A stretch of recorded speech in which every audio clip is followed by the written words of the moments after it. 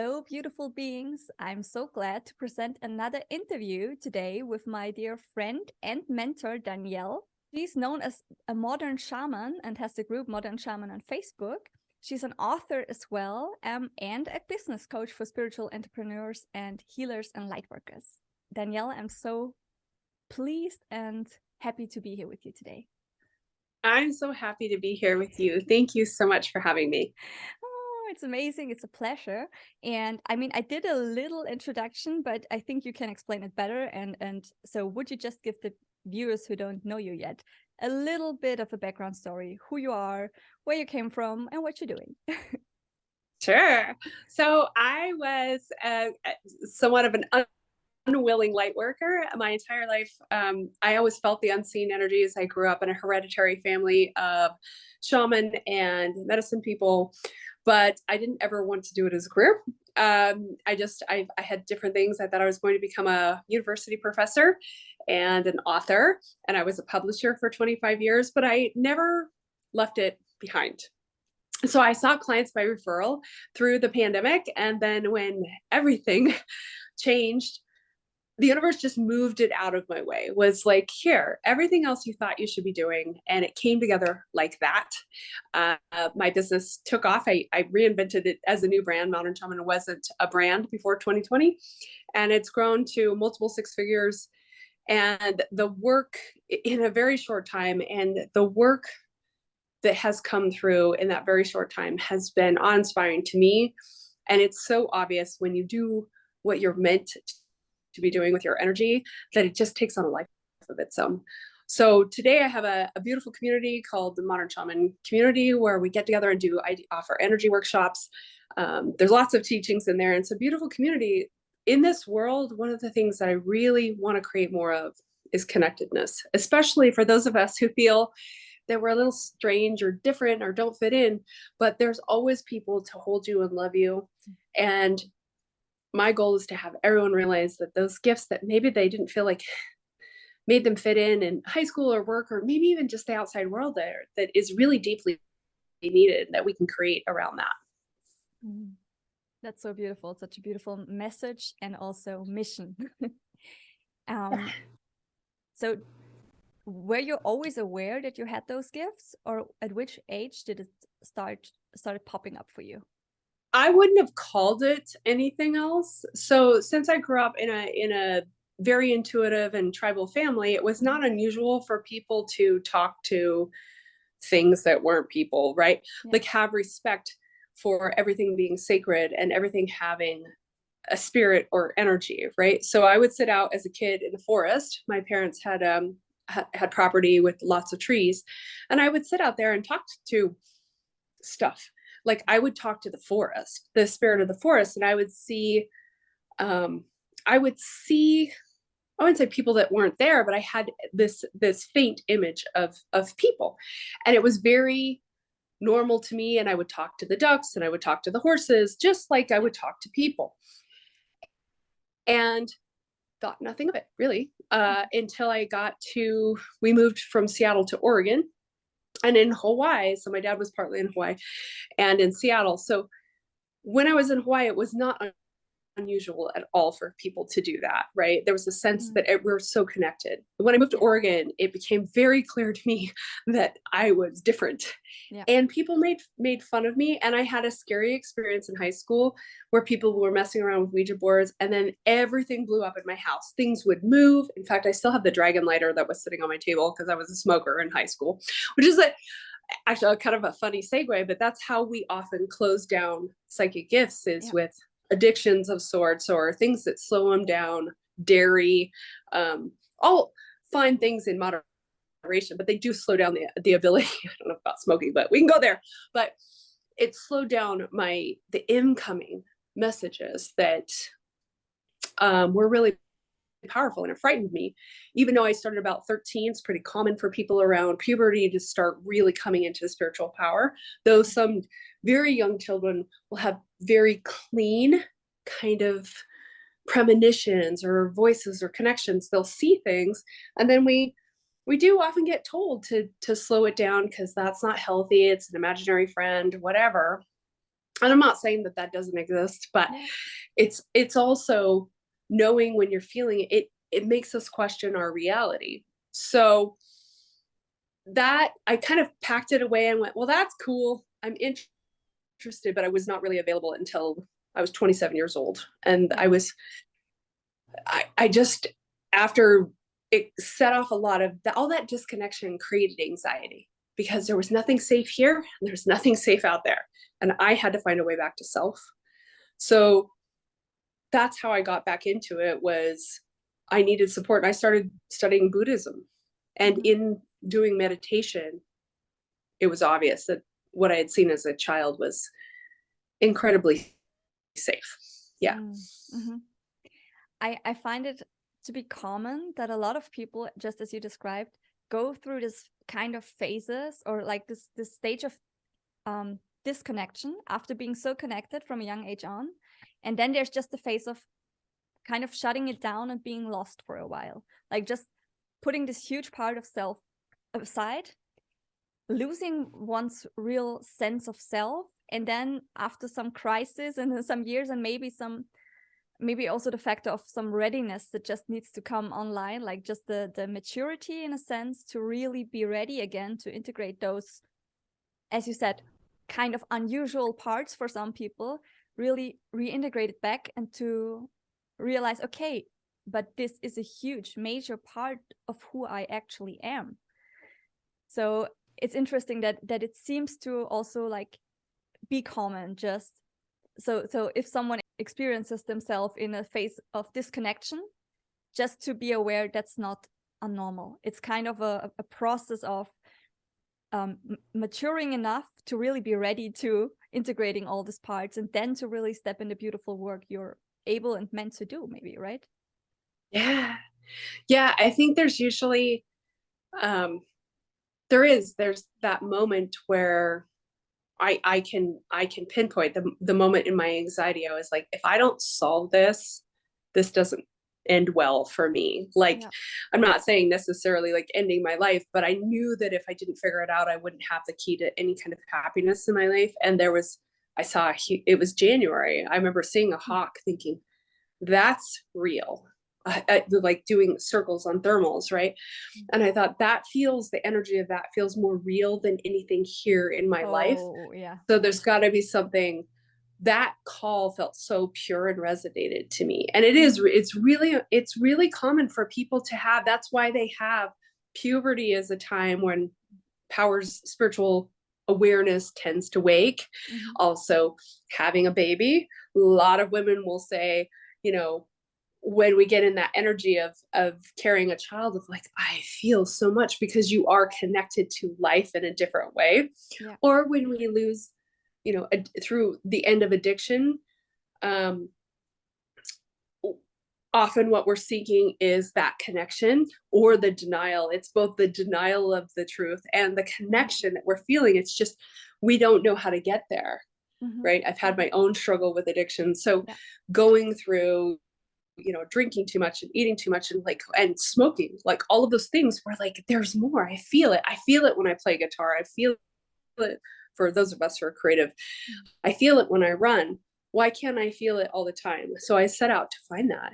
And when we stop denying it too, our life tends to fall together. And it's totally optional how far it has to fall apart for us to, the rock bottom is different for everyone. And it's okay, whatever your rock bottom is. Yeah. It's okay if it's not that bad. It is. You don't have to, and it's okay if it's really bad. Like mine was, not horrible, but it was bad enough for me, right? Like your bottom is your bottom. Your bottom was like, I'm living in a car. It's a really nice car, but it's a car. I was like, something has gone terribly wrong. The universe moved everything out of my life. Where it was like, here's everything you thought you needed. And now you have yourself. And it was incredibly liberating. Yeah. So even though it could be perceived as so much loss and breaking apart and falling apart, basically what you found was yourself, and was a return home to maybe the parts you denied for a long time. Yeah. Well, and I will say that life, I set it up this way because my life card in tarot is a tower card. Okay. And 16 is our family number. Okay. And that is the tower card. But it's also a 7. It's movement. And we can build. And in my case, it was even the family business of like 3 generations of this is the legacy. This is what you're doing. What was fascinating was we can buy our own shtick a little bit. I don't use that word in German, but like our own story. Okay. Because it was, well, this is what grandpa did and this is what dad did. But grandpa had a choice between being a forest ranger or buying a newspaper. My dad had a choice of being a fishing guide or being a publisher. And I had a choice of artist, energy worker, or publisher. And through 3 generations, I'm the one who chose something different. Yeah. And I'm both really still. I mean, I still am part of it, but yeah. It's bigger than we think. Yeah. I know one thing that you are always so strong about in your teachings is this balance and harmony and combination of heaven and earth. And I feel like a lot of light workers, or people like us, or those who perceive more than with their physical senses, there's always an imbalance of being more in the non-physical and oriented towards than really being engaged in and embodied in the physical life. And I feel like a lot of pain and chaos and even like symptoms kind of result from this unwillingness to really step into life and to really also like feel safe and settle in the humanness that we also experience. As you said, no safety within, no safety without. And so I want to ask 2 questions at this point. Like, what can you say about your experience about really harmonizing heaven and earth? Like, how does it bring the best of both worlds when you really embody both parts of you, or like live both parts of you, and no disconnection or disowning anymore? And what does spirituality personally mean to you? Like, how would you define the word spirituality? Because I feel like there are many different definitions out there. Yeah. So ultimately, because I have a lot to say on the heaven and earth, because I do think a lot of light workers and really sensitive people, being a human can be painful for some of the things that we do. Often the truth is like a lot of highly intuitive people get that activated in them. You can look at this 2 ways, and this might not be so popular for some people. It's like, oh, I chose this horrible situation as a child or something. I chose this situation to show me how to grow. Or the truth is, a lot of my clients have had traumatic childhoods of some sort.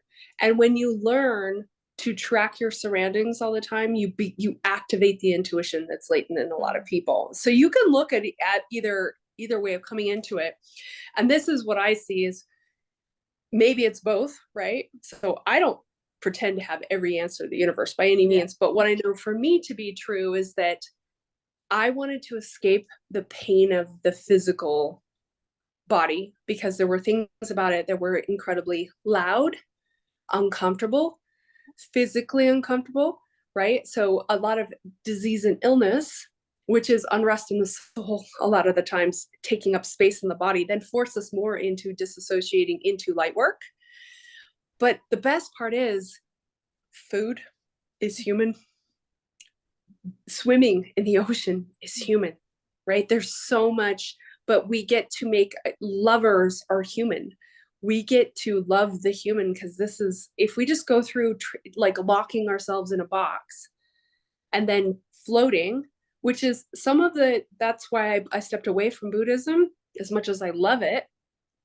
There's so much that life is just terrible. It's just suffering. And if you think of the Buddha, went and left his life of riches, sat under a tree, and escaped the sense of humanity, including his wife, right? Left his wife and maybe a son, left that to be aligned with spirit. There's some truth in that. And that comes to my definition of spirituality. It's how you relate to the world. If you look around and say, being a human sucks, life sucks, the world sucks, I'm just going to sit in the corner and chant, That's certainly one way to do it. You can go and be in a monastery. And I know in my 20s, that was actually my plan, was everybody I loved. I felt like all my grandparents passed away at the same time. They did. It was terrible. I lost a whole bunch of friends in high school, hence the anxiety. I had no idea how to handle that amount of grief. And that set off my path of, how do I want to relate to the world? Spirituality to me is always personal. And why it's taking up so much more space in the world now is that we get to define what my operating system is to this beautiful thing. Mine is heavily informed by my tribal background, that everything is sacred. And if you start like, I'm sacred, this pain is sacred, that elk was sacred, the work I do is sacred, the money is sacred. Oh my gosh, it's all so wonderful. Now, when we look at the things that are painful, what's the sacred in that? And taking a step back, that's human evolution. There's some human things that happen in the world that are tough. They are tough. We're living in a very interesting time. But if we look at the longer range of people have gone through really hard times, and then there's usually a beautiful bloom. It's like a forest fire. After there's forest fires, 2 years later, more morel mushrooms than you know what to do with. New growth gets to go. Some of the weeds that were there got burned out too. So not to over romanticize pain, but when we embody the best parts of being a human being, you get to choose what's there for you. You get to choose whether that sensitive side drives you into just, unrest, frustration, addiction, punishing the self, or service to humanity, looking for light, building nonprofits, changing the ocean, which is a huge part of my life now. Is how can I have a nonprofit that works with ocean rehab. How can I just do my one part? And I'm not responsible for the whole world. Yeah. I teach more people, those people teach more people. That's my spirituality is personal. Mm-hmm. I like what you said. It's so much. It's a lot. But I like what you said about like that spirituality does not mean, or does not have to mean, abandon your humanness, abandon the perks of being a human, right? The beauty, the joy, the deliciousness of food, the connection, friendships, nature. So there's so much there for us. And I also see it that way, like it's not a punishment to be here, and it's not about overcoming the human or resenting the human to reach something other. I feel like it's more this integration of all that we are, and really owning our divinity, yes, remembering it, but then using it to really bring this light to earth that's already there, and just help remember it for ourselves, help others remember, and just, I don't know, I want to say, like, maybe in a way that it's never been before, like in a way to experience it in a way that's never been before, but maybe it has been before. I don't know, like Atlantis and stuff like that, but just like really bring this higher consciousness back down and not escape it, but like really see what we can do if we all bring this awareness back down to earth, and how we can make a difference for all, like to really enjoy life, not to escape it, also not to escape the pain, but to really just learn how to embrace it all in a sense, and see it as all sacred, see it as a gift. So I really love this kind of viewing at it. I think there's only spiritual solutions to our human problems at this point, because we've tried to human our problems out of our human problems, but we're bigger than that. Mm-hmm. And I think that's the huge rise.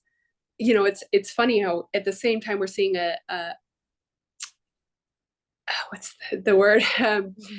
Like religion is shrinking as a form, but spirituality is growing, where we realize we're our own meaning makers. Mm-hmm. And as we come together, there's something bigger moving through the planet, mm-hmm. where we're coming together. I think there's no mistakes for this. We yearn for connection, and we yearn for human connection. No one who has no relationships, I always, like, there's always an exception to the rule, but in general, the relationship with self then creates a relationship with others, which creates a relationship with the world. Yeah. And that's how we change the whole world.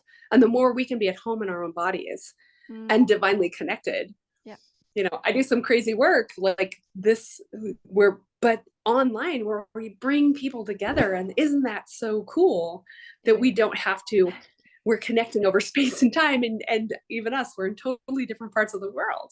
It's so amazing.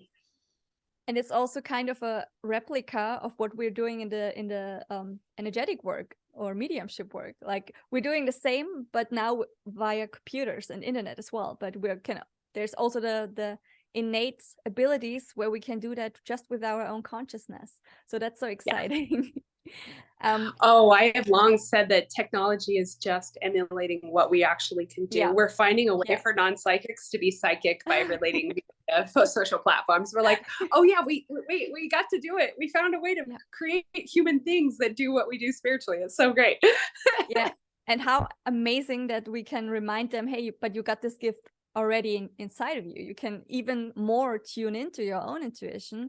And that's a kind of the next bridge to the next segue, because from working with you, I know that you said we all have intuition, but there are different, like, I would say levels or segments. Like we all have the intuition, but then some are psychic, some are medium, are already at the medium level, and some are like full-blown shamans like you are. So I think it would be interesting for the viewers also to know, how would you categorize them, or where's the difference? Where do you draw the line between those? And I feel like in working with people for now over 2 decades, I have seen there's a pathway to it that it's just easier to make it very human to do. So the world is at what I call level 0. Like it's not that bad. It's just everybody has intuition. Because I don't want to call it level 1, because level 1's intentional. Everybody is born with the ability to feel and hear and see, like, energies beyond what is present through the 5 senses, shall we say.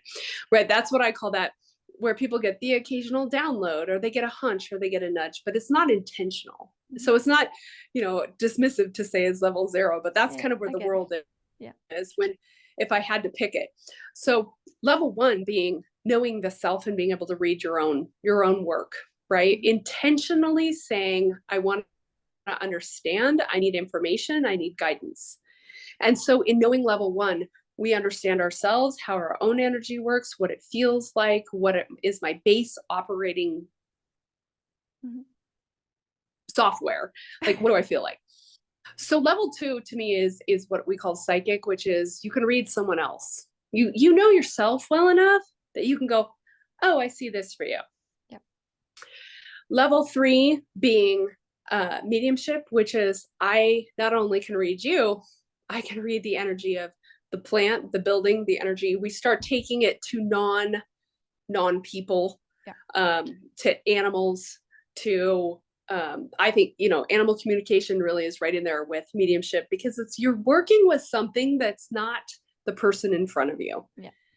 And also there's kind of a transition stage for me when I do group readings. You're really starting to get into mediumship because you're reading collective energy, right? And that's where you start working with the energy of money and of singular, right? But it's still, I'm here, I'm going there. I'm here, I'm going there. That's how I teach mediumship. It's like, oh, there's an energy there. It's a pocket. When we get into shamanic work, it's integration. It's kind of all bets are off. A lot of people start in shaman, like the shaman level of work, which is I am here and I am there and I am everywhere all at once. So it's blurry. If you start there and you're like, spiritual experience, it all comes in, I'm one with the universe. What just happened? Right? So if you start world walking, you start going different energies, different times, when you don't have a good sense of self, you're going to bring it home. Yeah. Right? It's not intentional usually. And it is ultimately level 4 is where everybody wants to be. Shamanic is the natural state. But if you don't get a good sense of learning to crawl and then stumble and then run, then all of a sudden you're having experiences. And that's where I think a lot of people start, because that's where we want to be. It's who we are naturally. It's actually level 0 and level 4 are right next to each other because they're actually the same thing. Does that make sense? Yeah, but one is conscious and one is more unconscious. That's totally. And that's when people have bad experiences, or when it feels like it's the muse of like, well, I hope it shows up. There's only one step. But if you do the other part in terms of training it, then you understand it's so much easier and clear to be like, if you have that experience of oneness, to go back there quickly, intentionally, and to use it for self-healing and healing for other people. Whereas it just feels so fluffy and undefined if you're starting from like, I've never done anything. Let's do a shamanic journey. Let's go try to receive this part of me I lost when I was 6 years old over there and use a panther, right? Like that just sounds absurd.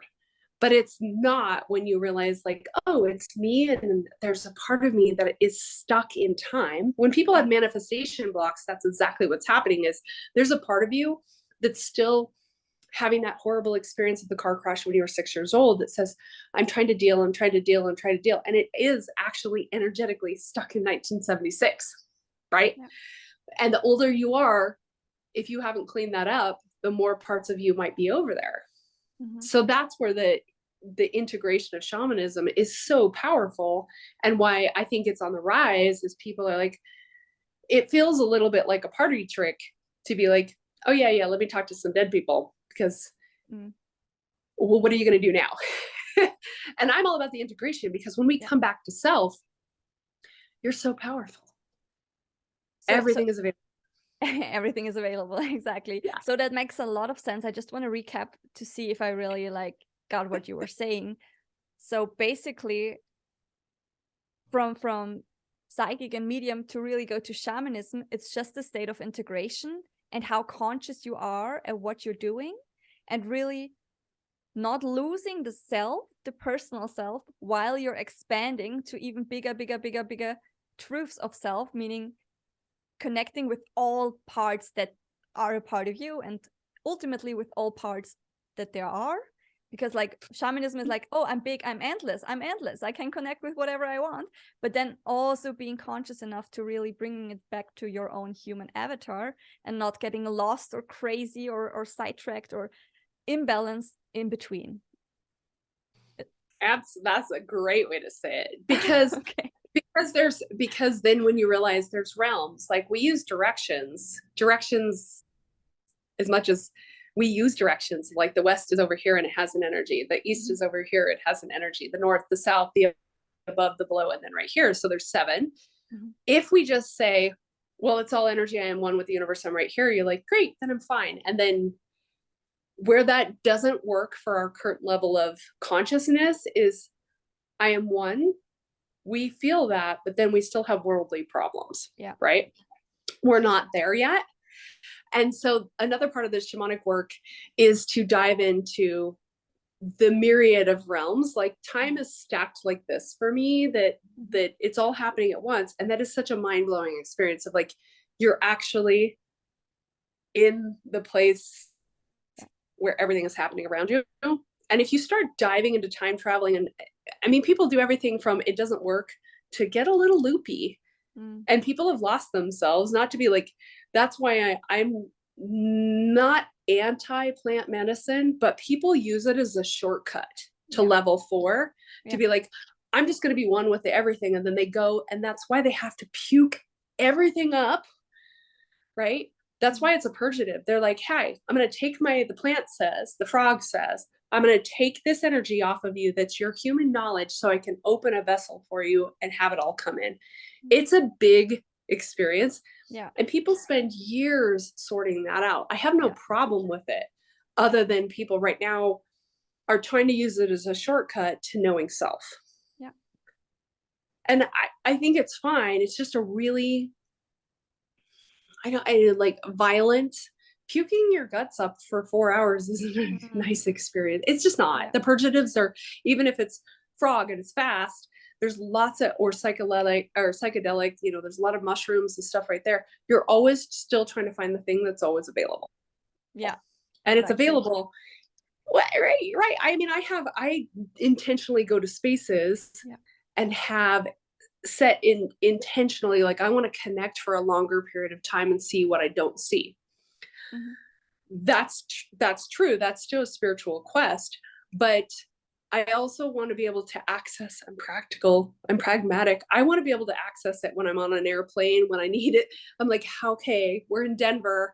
I think we're going to miss our flights. Help me, show me the way that we can get there if it's aligned, right? Like, I'm like, okay, well, if we miss it at this point and I've said the prayer and I've been in the energy, there's a reason we're missing it. And I'm going to say thank you for not having me in that situation. Mm-hmm.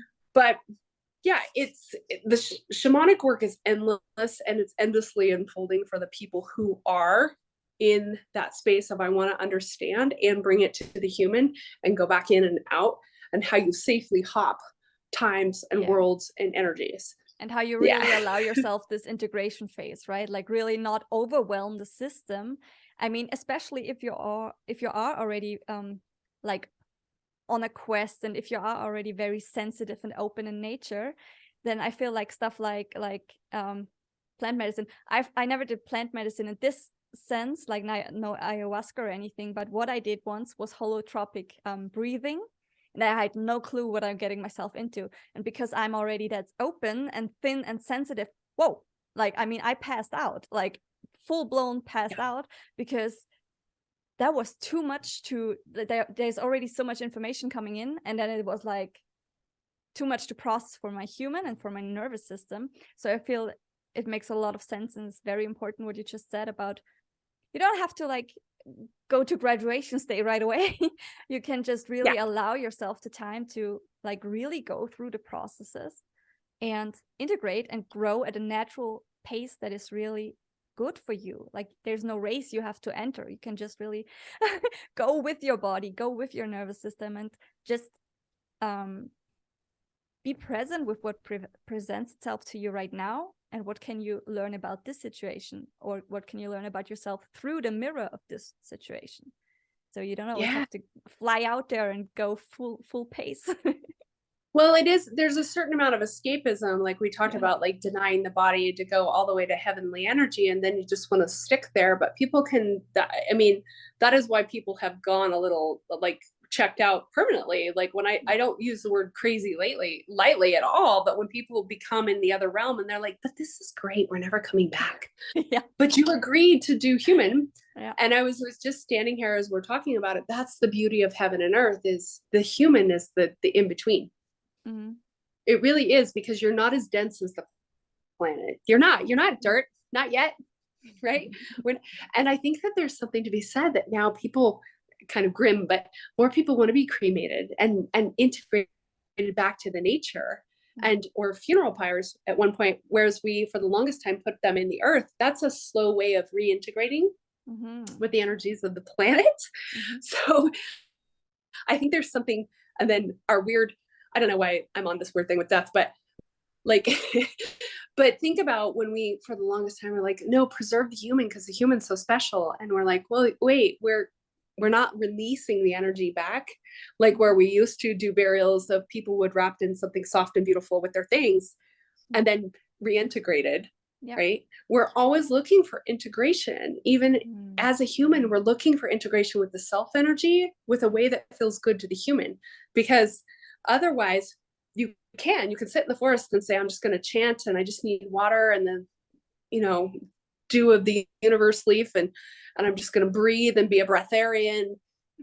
Yeah, I still like movies on Friday night, and and even just the stone I've been holding the whole time, or the beauty of our hair and hugs and all those things. We're meant to feel better in our humanity, and that's what spirituality and this work for me is always about. Like, how do I feel like a magical being, and then light other people magical beings up, so that the more candle to candle to candle we touch across the universe, it becomes a magical spiritual place for all people. Oh, beautifully said. I love the candle analogy. I just love it because it's so, like, I can really see it. You see people lighting up, if they're just like, if they're in alignment or not, you can see it in their faces, in their aura, and just the way they carry themselves. And that's just, just too beautiful to naturally see happen when someone just feels seen, heard, felt, understood. And as you said in the beginning, we just embrace this connectedness again, instead of each separated individual has to figure it out for themselves. Oh, and no, why? Integrate and embrace all of it, but why not together? Because I guess that's the way it was meant to be. And that's why it feels so good when we allow ourselves to really be love, receive love, give love, and just share this. And then everybody like profits. Before we get lost in this, I just wanted to ask you this, because I feel like this is something that's also very practical for someone who's watching this video and feels like, okay, that makes sense what she's saying. I like, okay, but what do I do now? What do I do now? Like, how can I really use this for my own practical day-to-day life? Even if they're not sure if they have psychic gifts yet, or if they have not discovered them yet. Like, can you talk a little bit about how the energy system works, and how people who are listening to this talk right now can start observing it and really play with it in a sense of how to really shift their life through this knowledge? I think there's a couple of really quick exercises that show people quickly where they are and how amazing they are. For a lot of sensitive people, I want to show you two things. One, let's see which order we're going to do this. We're going to do this in terms of what I teach is like basic energy 101. The fastest way to reset your energy is simply to take your hands together in front of your heart and then start stretching out around you. And people naturally have a sense of like their own energy of like, if it's too big and you don't want people close to you, you'll have this like force field kind of pushed out energy. If you're a person who's always overwhelmed, your energy is compressed and so close to you that you're like, oh, I feel everything. Most people fall into the second category that I work with, right? Like, I mean, there's some prickly people. There's people you'll cross the street from. Those are the ones with the big, like, get the F out kind of energy, right? They're generally trying to overprotect. But a lot of light workers and empaths and sensitive people are like, I want to feel everything. You choose to feel everything. You want people close. So the energy field, instead of being naturally 3 to 6 feet around you, is so close that it's like there's no gap time between, like, think about a download file. It's like you have a super fast computer, or for the artistic, you have super fast film. You're going to expose really fast. When you just push out the energy, playing with it, like what feels like jello, what feels like static, what feels like bumps, feeling around in your energy, just pushing it out gives you some space to breathe. And when you do this daily, you start creating a sense of, where am I today? How am I feeling? Do I feel like, oh, that was that conversation with that person? I'd like to push them back out and have a little bit of breathing room. And that creates more space for your manifestations too, because there's more of your soul energy right around you of like, this is attracting, this is creating. The other thing I like to show people is, now that we've done that a little bit, is to simply like rub your hands together. Hands are beautiful healing things. So if your hands are always cold, you might notice that you're a little disconnected. And you might run cold, if like heat fluctuations. If you're super cold all the time, like, maybe I don't have my energy going, assuming everything else is working. But then when people start doing energy work and Reiki and I'll do live readings, I'll get super hot. When that's an indicator that you're connected. But when we take our energy and you just start to pull your hands apart and it gets warmer, and then try pushing it back together and see what happens, right? This is the basic of Reiki, of some Tai Chi work, is like growing the energy well. You get to play with like, and this is your soul energy. Your energy is creating this. What does it feel like when you grow it? And even just my body, my chest expands and I'm standing on one foot and I'm leaning into the energy. Whereas a lot of people, I think, try to create that disconnection for people and feel safer. Their basic of energy work of doing so much shielding is like, stop. But see how the body turns, even the body insistively, you're protecting your heart, you're turning away, you're holding energy. It takes more energy to hold a shield than it does to like grow your energy in love. And that's one of the first things I think for people to start to feel like, wow, it matters. When you know, that's that level one, knowing your own energy of like, this is what I feel like. Ha, great. I can do anything from here. And what would you like? It takes that fast.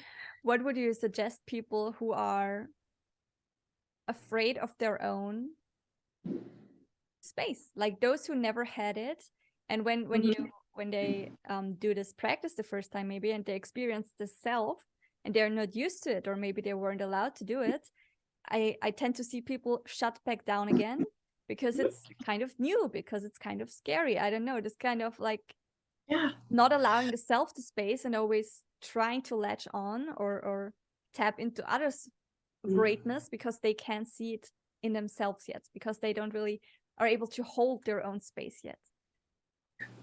Yeah, I think it's one thing that we do naturally that people overlook as being a centering technique is two things. Either softening your eyes and letting like everything go a little fuzzy when you look at the ground. So you're setting yourself in a rest and digest state, just nervous system wise. This is where your nervous system doesn't want to fight it too much, right? You're like, oh, okay. So if you do that, if you look up a little bit, it gets a little like your brain just starts to relax into hypnosis. You look up again, and your eyelids start to fall. This is your soul core energy, trusting it. So we want to go within, and then you can close your eyes and then just slowly, quietly thump on. Some people call it the God spark. It's also the thymus gland to like your chest. This is why we do babies. You're fine. You're safe. You're home. Focusing time going inward and not trying to grow it outwards. Right? Because if it feels really vulnerable, you're like, hi, I have this thing I'm scared of and I don't know about the thing. Let's make it bigger. No, I want to go inside and say, this is why meditation is such a beautiful practice of, wow, I have this beautiful energy and it's self-contained and it's safe here. When we start to do more energy work for other people, we're taking that energy and growing it. Yeah, that makes a lot of sense. So again, as you were saying before, when there was no sense of safety within or without, it makes a lot of sense to start reconnecting with your own safety within first, and allowing yourself to experience your wholeness, your greatness, everything that you truly are at the core, and then grow it step by step by step by step while you're comfortable with it, like really growing into your, or relaxing into your beingness in a sense, then allowing it to take more room and take more room and take more room until you really realize, oh, that's how much I want to take. Like that's how much I actually need. I never realized, or I never gave me the permission to take up so much space. So thanks for the exercises. I think that makes a lot of sense. Yeah. And embodying takes as long as it takes, right? Like we all get to be really loving and gentle with ourselves, that it might, just because someone else is like, oh, I had an experience and now I'm a different person, and then they go out and they do it. That's great. For some of us, most of us, the embodiment, that's why it's daily, doing it daily. It does make a big difference, because it takes a minute to become your own energy and strip off years of conditioning or other energies. Definitely. So I just want to quickly latch onto the topic, because you said level 4 shamanism is this pockets of energy that is everything, and everything is available, but it's like so much that the human mind basically can't even comprehend. So how does this apply to past lives? How, like, in which case do past lives interfere with the present lifetime? What's the criteria? Yeah, so let's assume everything is sacred, your soul is perfect. Your soul, sometimes your higher self is like, I don't care what happens to us, it's all good, right? Because it's just like, oh, it's fine, I'll just reincarnate. It doesn't hurt, it doesn't have feelings, it doesn't, all these things. You're human though. Well, and it depends. For what they call old souls kind of show up like seeing all of this, right? New souls, which I think are a lot of light workers, in general, like a lot of light workers are like on 4 or 5 lives, right? And they're like, okay, we're collecting. It's almost like you have a backpack of experiences like, okay, well, when we do it again, don't ever forget to do this thing. Where, say you get stoned, these are not pleasant things. We usually don't remember the good things, right? We bring the good things, we just do them, and we take for granted that we can already do them, right? Like I'm really good with languages. I've lived in different countries, I've done lots of things like that. And I take that for granted because it's not interfering. Where it can interfere is if we're in some life where like, I'm here to share how amazing this life is. I'm going to tell people all about energy healing or herbs or whatever. And then you get murdered in that lifetime. That energy, like any energy, gets stuck and says, let's not do that ever again. So you show up for this life as Jolene and you say, okay, I'm good, but just don't ever tell anyone that we can do this magic thing. Okay. It's the one thing. It's kind of like to be corny, prime directive of Star Trek, right? Like, just don't ever tell people. So the past lives will create vows, and vows can be created in this life too. But think about it. It's like you're going down on the ship because they've just put you on the ship to drown. You're like, okay, I will never, ever, ever, ever. It's whenever in any lifetime you say, I will never, ever, ever, with all of your bones, body, and energy. So you bring that energy in. There's that kind of energy. And those vows, when you clear them, usually open up a huge amount of energy for like, oh no, it's safe to talk about this. Mm-hmm. It will be fear of water. It will be fear of fire. Usually phobias are a good indicator of things that are past life vows. So you work on those, dissolve them, and it opens up the energy to be available for it. And I like to say about completing them because we don't like to break our promises, especially not to ourselves. So you get to fulfill that vow of like, okay, it's safe. This is a different lifetime. Don't need to do that. Celibacy, poverty, those kind of things. Humility, servitude, like I feel this. You'll feel like it's like it goes against who you are. I have a lot to say on that. So maybe as a clarification question, is it again about integrating those parts or vows or stuck energy that made a lot of sense in the past life, but this life, it doesn't make sense anymore and it wants to get integrated. But for that to happen, the blocks have to become clear. You have to, like, it has to rise in awareness so that you can see what it is and then kind of clear it in a sense. And then your main soul energy is restored back again. And you're able to function from your whole essence without the side pockets.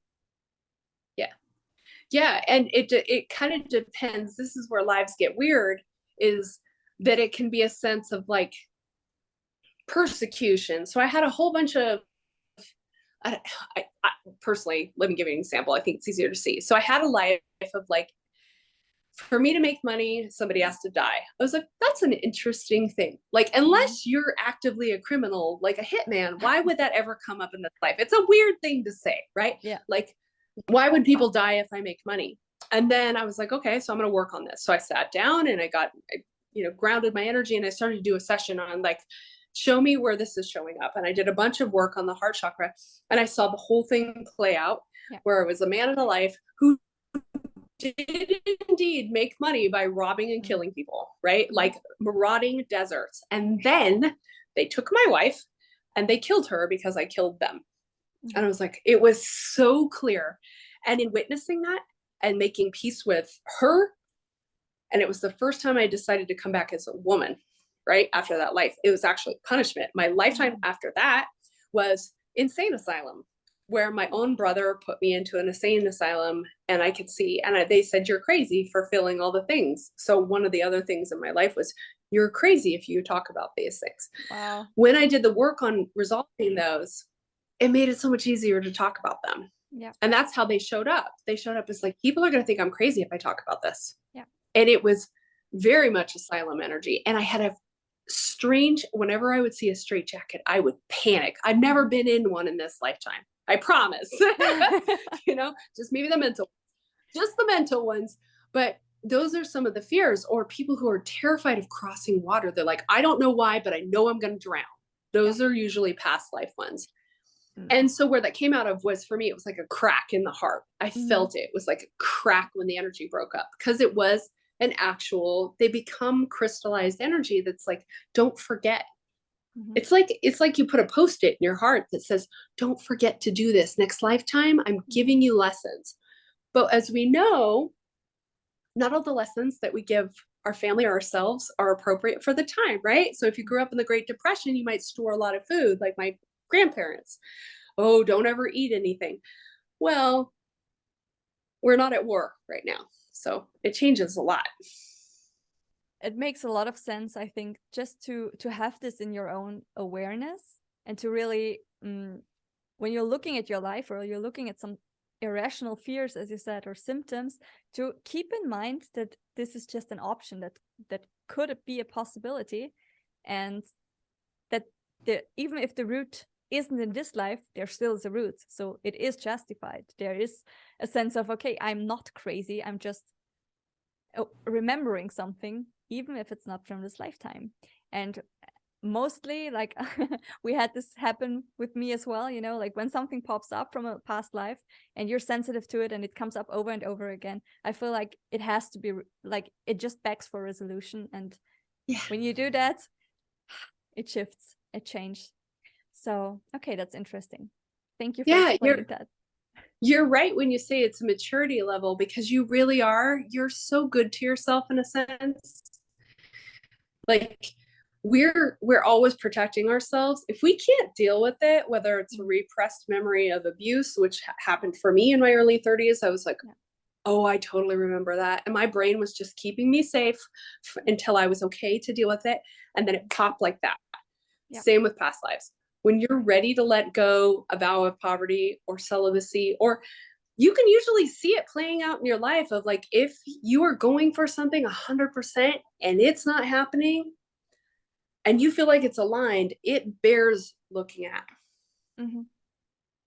Amazing. Thank you. I want to dive in one more time about the sentence, and then I'll ask you the last question. Everything is available. You as my, sorry, my light died. Everything is available. And you keep repeating this mantra, basically, and I really love it. And I've heard you use it so many times. And so I know what you mean, but I feel like it would be so helpful for people to get a glimpse of what you mean with everything is available. Like, how can they tap into that?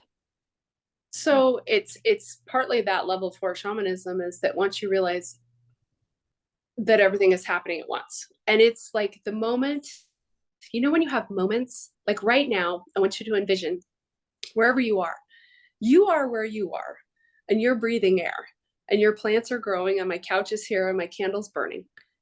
And at the same time, you are where you are with your plants, your dog, your family, in a different country, and there's a street in front of you, and there's a coffee shop next to you, and next to that is another store, and next to that is another thing. And at the same time, someone, my auntie is sitting in Hawaii, and the beach is blowing for her, or the wind is blowing, and it's all happening at once. Someone right now, this is how it hit me. Right now, someone is being born, someone is dying, someone is making love, someone is falling in love, someone is breaking up, someone right now is getting paid $1 million for something, someone right now is getting hired for their dream job, someone right now is, okay, there's the negative thing, someone is in a car crash. It's all happening, and it's all available to you. There is nothing in your soul code, in your core energy, that says all of those things are not available. Everything is available. The countries that, everything is available. You are attracted and magnetic to certain experiences right now. We are attracted and magnetic to this experience because we're having it. If you're not having it, you're either not letting yourself having it, or you don't know it's possible, or you don't believe it's possible, or you haven't envisioned that it's possible.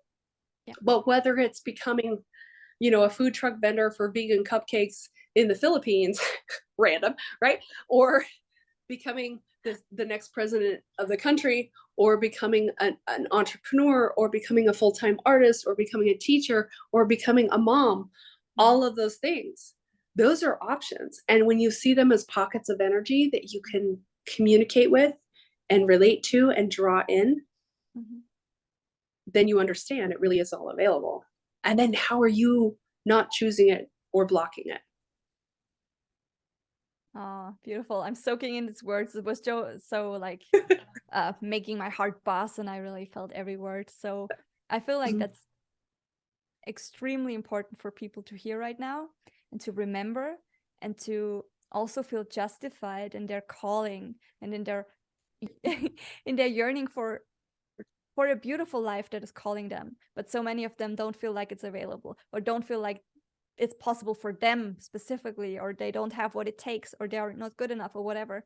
So I feel what you were just describing is so important for people to realize, and to really like, yeah, just to give them hope, and to see like it's not a coincidence if they are hearing these words. It's because something is calling them. Their dream life is calling them, and they just have to do their part and answer their call and work on their internal system and beliefs and stuff, so that they can really allow what wants to, I would say, what God wants to bless them with, in a sense. Yeah, it is. When you were saying that, it really is, to me, like that's the true abundance of the universe, is that it's all available. I mean, and when I say everything is available, all the bad stuff's available too. I just don't look at that. I'm like, because we all know when you start talking about the crummy stuff, you start calling it in, because there's usually a lot of emotion. Start talking about the stuff you want to do. And we're, as a culture, as a world culture, as a planetary culture, coming more into, let's talk about the things we want. Let's talk about how good it can be. Let's talk about how wonderful we all are, how amazing it can be, right? Like, I just make sure that I stay with the stuff that, if I'm going to watch some news, I'm going to probably go to watch Queer Eye afterwards, because those guys have got like positivity and seeing the potential, right? There's always ways to look for positive things if that's where you're going. But no, we are not told as a world, you're capable, you can do anything. I don't care how old you are, how young you are, what you've been through, where all of that, it's available if you choose it. And then when you choose it and go for it, things are going to come up. Whatever's in the way of it right now, that's what's going to come up, and you get to deal with it as fast as you want to. Yeah, I love it. I love it. And as a last question, because what you're talking about, you've walked this path. So you've been someone who first of all tried the conventional way and the third generation publishing business, but then your heart kept pulling you into another direction, into another direction. So you know how it is to start over. You know how it is to really reinvent the self, in a sense, and let go of the known, but to really prioritize your own happiness and fulfillment and purpose. So for anyone who is listening right now and who sees this video, what do you want to lay on their heart, so to speak? What do you want to like have them go away with today, after everything is possible and everything is available? Like, from your own experience, what is in your heart that you want to share with them? You matter, and that you're more powerful than you ever think. That, like, when I say you matter, not just like, I really believe anyone can change the world. And most people haven't seen that that's available for them. One of the deepest things in my life is suicide prevention, which I don't talk about a lot, but I lost a very close person when I was 19. And because when people see that they can not only change the world for themselves, but for other people, and that they're that powerful, and that everything that they do matters, the world would be a very different place. Wow. Yeah. Goosebumps. Goosebumps all over my body right now. Thanks for sharing that. Yeah. It is so lovely to talk with you about all these things. And I just want to give you the opportunity as well to tell people where they could find you. I've personally worked with Danielle, so I can 100% recommend her. I love it. She's my friend. She's my mentor. We are in contact ever since. And it's just so important to have someone to guide you on your journey. And if you're someone who wants to maybe dive into level 3 or level 4 of shamanism or mediumship, or just grow your own business with it, where can people find you, Danielle? So I am on Instagram at Modern Shaman with an E, and I am on Facebook with just my name. And you can also, but joining the group is a great way to have access to all the trainings. For now, that's a fabulous place to dig into. There's hundreds of hours of free trainings in there. I've had that group going for a couple of years, and I've done something pretty weekly. It's a great place to stay in touch, and a fabulous place to find me. And you can find all roads lead home. So any of those platforms, you will find me eventually. Beautiful. I will just link them all in the description box so anyone can find it easily. All right. It was awesome. Thank you for being here with me today and talking about all things shamanism, spirituality, and conscious creation. So it was so lovely. Thank you so much. Thank you so much. It's been lovely. Have an amazing day, and well wishes to everybody who stumbles upon this. I believe it's aligned.